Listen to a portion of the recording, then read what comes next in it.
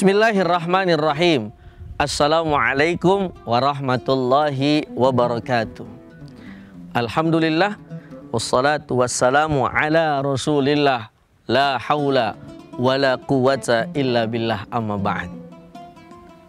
Tribuners yang dirahmati oleh Allah subhanahu wa ta'ala, Allah subhanahu wa ta'ala berfirman di dalam Al-Qur'annya surah Al-Hujurat ayat 13. A'udzu billahi minasyaitonir rajim. Bismillahirrahmanirrahim. Ya ayyuhan nas, inna khalaqnakum min dzakari wa untha wa ja'alnakum syu'uban wa qabaila lita'arafu. Inna akramakum 'indallahi atqakum.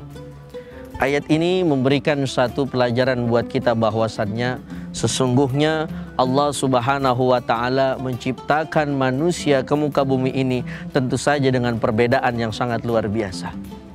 Apalagi kita hidup di Indonesia, ada yang lahirnya di Jakarta, ada yang lahirnya di Jawa, ada yang lahirnya di Sumatera, bahkan ada yang lahirnya di Papua.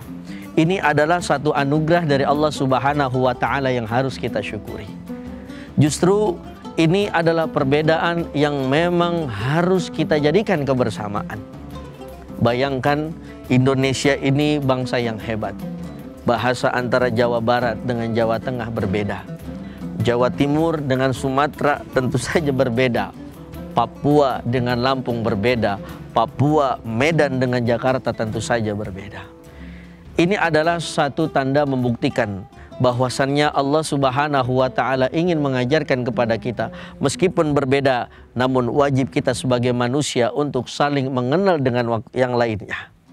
Apakah boleh seorang yang tinggal di Jawa Barat berkenalan dengan orang yang di Jawa Tengah? Tentu saja wajib bin kudu. Kenapa? Karena terbentuknya tali silaturahmi, terbentuknya persaudaraan, terbentuknya persatuan, tidak lain tidak bukan karena kita semuanya saling mengenal di antara yang lainnya. Bayangkan ketika misalkan hidup sama semua. Misalkan di dunia ini, jangankan di dunia terlalu luas, di Indonesia misalkan semuanya Jawa, semuanya Sumatera, nggak ada yang Lampung, nggak ada yang Palembang, maka niscaya kita tidak akan menikmati yang namanya indahnya kebersamaan dan perbedaan. Maka para salafun saleh memberikan kita satu pelajaran bahwasannya al-ikhtilaf baina ummat rahmah. Perbedaan di antara umat Nabi Muhammad sallallahu alaihi wasallam adalah sebuah rahmat kasih sayang. Justru dengan berbeda-beda harusnya kita terus menjalin tali silaturahmi serta kasih sayang di antara kita. Apalagi di Indonesia, agama banyak. Ada Islam, ada Kristen, ada Hindu, ada Buddha, ada Konghucu. Tentu saja hidup di bangsa Indonesia kita harus saling sayang menyayangi di antara kita. Yang Islam sayang kepada Kristen, yang Kristen sayang kepada Buddha, yang Buddha sayang kepada Hindu dari segi kemanusiaan. Namun di dalam segi akidah tentu saja kita menganut yang namanya lakum dinukum waliyadin.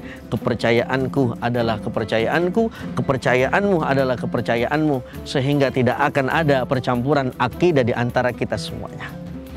Namun sesuai dengan sabda Nabi Muhammad SAW, kita diperintahkan untuk sayang kepada siapapun sebelum nanti Allah sayang kepada kita semuanya. Maka dari itu bulan suci Ramadan kita jadikan bulan tarahum, bulan kasih sayang, bulan yang membangkitkan bagaimana meskipun berbeda tapi kasih sayang tetap ada di antara kita. Bayangkan hidup di Indonesia indah. Kita rasakan yang berpuasa umat Islam, tapi yang memberi menyiapkan bukan orang Islam. Misalkan juga yang Ramadan orang Islam, yang puasa orang Islam, tapi kebahagiaan gembiranya bukan hanya orang Islam. Saya yakin yang berdagang ketika misalkan kita ingin buka puasa, bukan hanya orang Islam, ada di luar Islam yang ikut berdagang untuk meramaikan daripada bulan suci Ramadan. Ini adalah satu tanda bahwasannya kita hidup mampu berbeda namun tetap bersama. Jangan sampai konflik yang ada di luar di Indonesia terbawa ke Indonesia sehingga tidak ada kasih sayang di antara kita. Dulu Nabi Muhammad SAW punya paman namanya Abu Talib. Bagaimana betapa indahnya Rasulullah mengasihi daripada Abu Talib. Justru ketika Abu Talib wafat, Rasulullah SAW sangat sedih. Makanya ketika itu Rasul mengalami fase-fase kesedihan yang namanya Amul Huzni, tahun kesedihan. Karena apa? Karena wafat pamannya yang bernama Abu Talib. Meskipun beda secara akidah, namun Abu Talib sangat disayangi oleh Nabi Muhammad SAW. Mudah-mudahan kita bisa meniru apa yang telah dicontohkan oleh Nabi Muhammad SAW, sehingga meskipun saat ini kita melihat perbedaan, tapi jangan sampai karena perbedaan akhirnya menghancurkan kita semua. Justru dengan berbeda-beda, insya Allah menimbulkan kebersamaan dan kekuatan yang hebat, sehingga bangsa kita menjadi bangsa yang disegani oleh bukan hanya negara tetangga kita, tapi oleh negara di dunia. Amin ya rabbal alamin. Wallahul muwaffiq ila aqwamit thoriq. Assalamualaikum warahmatullahi wabarakatuh. Download Tribun X sekarang, menghadirkan lokal menjadi Indonesia.